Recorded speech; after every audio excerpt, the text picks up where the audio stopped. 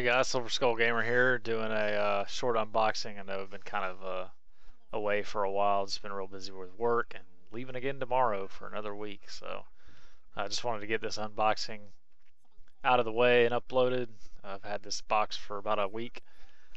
This is the Ikarus Hovertank plus the individual weapon sets from Bitsbox.eu, otherwise known as Bitspoodlo, from Poland.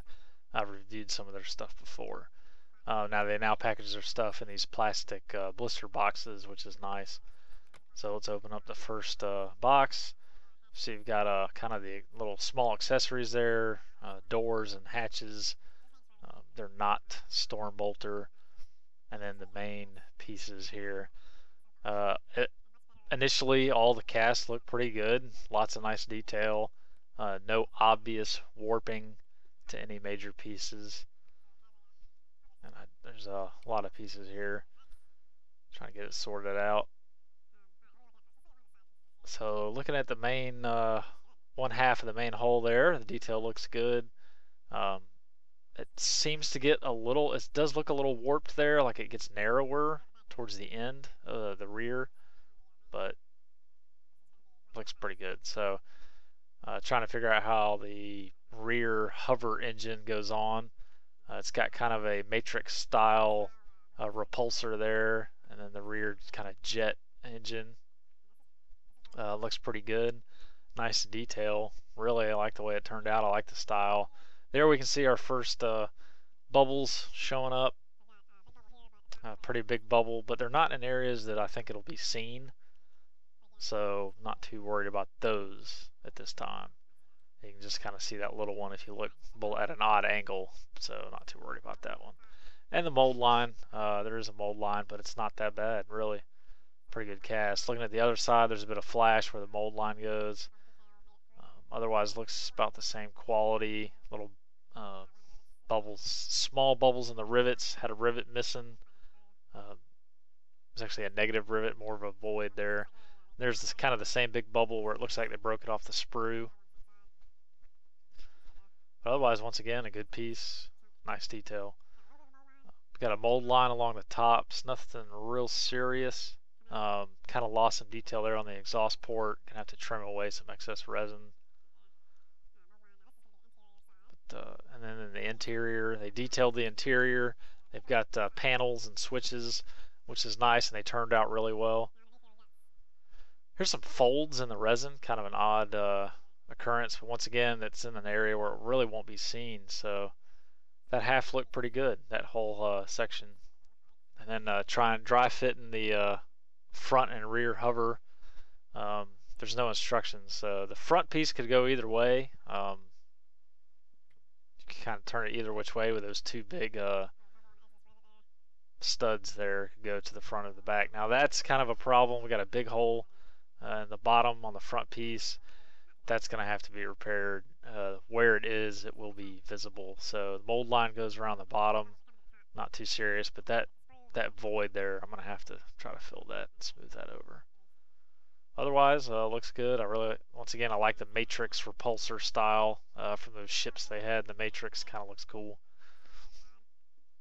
Looking at the other half, once again, looks good. It's kind of similar issues all around, but overall, it's pretty nice for a big chunk of resin. Yeah, mold line at the top. Little loss of detail there in the exhaust port. Not a real big deal.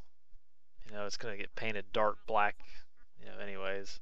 We did lose a tip, a kind of a corner there, got broken off. I guess we can make it battle damage, not a big deal, but kind of sucks. So far, the main pieces are looking pretty good. Looking at the bottom piece now, some nice detail. I like that they included a bottom escape hatch. You know, a lot of old, I don't know if they still do it, but back in the day, tanks were made with bottom escape hatches in case it rolled on its side or rolled over. So looking at the top troop hatch, they've got some nice detail. The one edge is pretty rough with where the mold line is. It's gonna have to be cleaned up. Doesn't quite fit. It looks like the top of the frame is warped a little. I'll have to clean up that hatch, clean it up there along that rough edge and see if it'll fit once it's cleaned up. And it's kind of a rough on the front there. Sorry about the camera angle. I didn't realize I was so much off camera. I like the periscope. They've actually it's kind of got handles and a little view screen like a periscope for the commander or somebody to use, which is kind of cool. I do like the fact that they detailed the inside. So just trying to dry fit the front, and realizing there's gonna have to be some cleanup done to get those pieces to fit smooth. So it's pretty rough right there. It's a pretty rough break, but the actual visual sides are nice and clean. So busting out the small pieces, trying to figure things out there, where that hatch goes. So that hatch goes on the top, and you notice that circle there looks like a familiar size, so you could probably fit a hatch from another plastic troop carrier tank right there.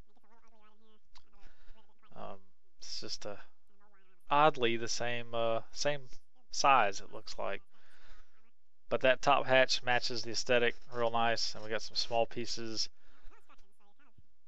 that with no instructions I didn't quite know where some of them went, but now that's the air intake that goes on the front, which is a nice kind of detail, but it's got a big bubble void on the back and a little bit of a miscast, so I'm gonna have to clean that up as it goes right on the front of the tank.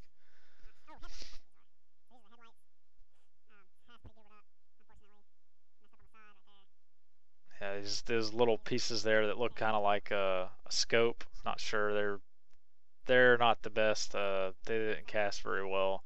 Probably won't even use them. But they're just kind of trying to dry fit the mounting system for the Knot Storm Bolter. It has a name. I can't think of it right now. But there you can see the little Knot Storm Bolter. It's actually pretty nice. I like it. It's got a little scope attached already on the top. It's a pretty good detail. Here's the rear hatch, which turned out really well. No problems with that one. And then the side doors seem like a familiar size. They, might be interchangeable with, like I said, that plastic 28 scale troop carrier some of us are familiar with. So, and they fit right in, the resin doors fit right into the sides of the resin chassis, so that was nice. They were pretty snug. And then trying to figure that out, that's actually the interior hatch door, which I figure out here in a minute.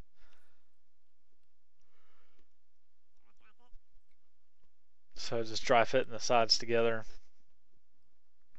And then we see that the mystery hatch goes right there, separating the troop compartment from the driver and tank commander. It has a really bad edge though. It definitely miscast. You can see the clean edge on one side, and then the other side's just all boogered up with bubbles. And but you're not going to see it in the end really. You can see the top of it there. It's pretty messed up, but it fits pretty nice even so, as rough as it was. Just dry fitting the thing together real quick. Everything fits pretty well, pretty snug. So once I clean up all the edges, it'll go together real nice. Alright, now we're going to break into the weapons packs. So here's the main turret. It's got detail on both sides. It takes me a second to figure out which way is up. But it's really nice detail. That piece is real nice. There's not hardly any mistakes with that casting.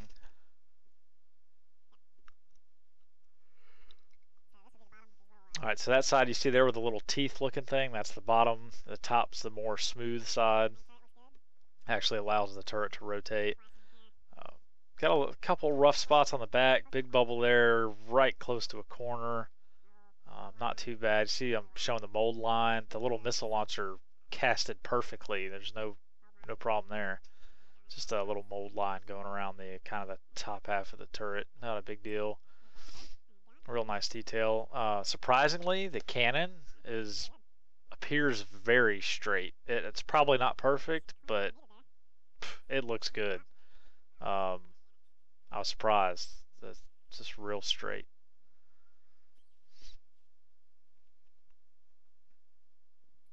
So now we did get 2 bubbles on the backside, but I'm not sure if they're going to be a problem because one's on the bottom and the other is not really going to be visible. So that's how it mounts up. You know, it can be positioned up or down. You're going to have to glue it. There's really no magnetizing that, so it's going to have to be glued in place. There's the top hatch for the turret. Mold line around the side, not a big deal. And it fits nice. And there you go. There's the main gun. I like it. It looks high tech. Looks real sci-fi to me. Alright, so here we have the side cannons, the heavy cannons. They are rough. I'm picking at some mold, blue molding that was left over, some silicone there that got stuck in the cannon. These things are just rough. I'm being honest. The castings I got are not very good. Almost every edge was just rough and not straight. Loss of detail, extra resin where it probably shouldn't be. Kind of sucks. The side that faces out there with the ammo box is definitely the better side, so that's good. But yeah, these cannons in general are kind of in rough shape.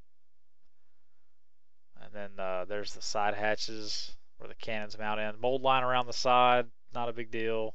Small bubbles, should be fine. Just picking at some loose resin there. And it's kind of got a neat external mounting system. We got some bubbles around the edge, but the detail's real nice overall. I don't think it's going to be a problem. You can see where it slots in so you can get your elevation. And then those are the mounts, and the post drops down, and so you can get your left, right, horizontal, lateral movement, as I'm showing there. And we'll kind of just dry fit. One of the cannons does pop in to that mount, actually pretty tightly. It held together while I was dry fitting everything. Didn't even have to glue it. Alright, so here we're going to show you the whole thing blue tacked together. This is in the tank variant. You know, obviously you could leave all the weapons off and just put the normal hatches on, but I like this. I think it's going to look good. The hover engines provide a great opportunity for some objective source sliding, some OSL. I think the thing looks pretty awesome. So overall, I'm happy, and I do recommend this product, but just be aware that you're gonna have to do some cleanup. So see you guys next time. Stay tuned. Eventually I'll finish my Leviathan videos and get those uploaded. I've just been real busy, and I'm gonna be gone for another week for work. So catch you guys next time. Bye.